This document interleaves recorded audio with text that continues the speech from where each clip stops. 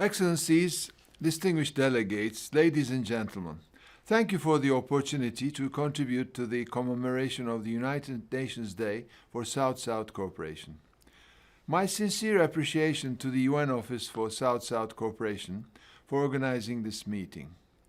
I would also like to congratulate all involved on the successful session of the High-Level Committee on South-South Cooperation that took place this June. Dear colleagues, I only have a few more weeks in office, so I'm going to be short and frank. We need to do more to support least developed countries in recovering from the COVID-19 pandemic, and South-South cooperation plans an important role in that regard. I have a lengthy list of facts and figures about the impact on developing countries, on everything from income to inequality, from gender empowerment to access to social services. Suffice it to say, these figures are not good.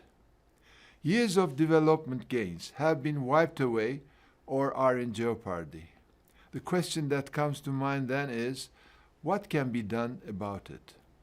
On this, I would point to the revitalized United Nations Development System, particularly regional economic commissions, as a tool to catalyze South-South and triangular cooperation in support of country programs. As I saw on my travels, particularly in Central Asia and in the Caribbean, South-South and triangular cooperation are pivotal to addressing challenges, particularly those that cross borders and regions. UN country and regional teams are well placed to promote and support these efforts at enhancing cooperation, and I encourage member states to make every effort to work in conjunction with these teams. Excellencies, it can be argued that the pandemic forced many of us to look beyond our usual partners and to build or strengthen new partnerships, whether to secure access to medical supplies and vaccines or to boost economic cooperation and engagement so as to offset the losses associated with the pandemic. We should not ignore or forget the linkages that have been made. In the same vein, the pandemic pushed us to rely ever more on digital technologies. And in that regard, I'm deeply impressed by the launch of the South-South Galaxy platform, developed by the UN Office for South-South Cooperation, to facilitate partnership brokering and global knowledge sharing.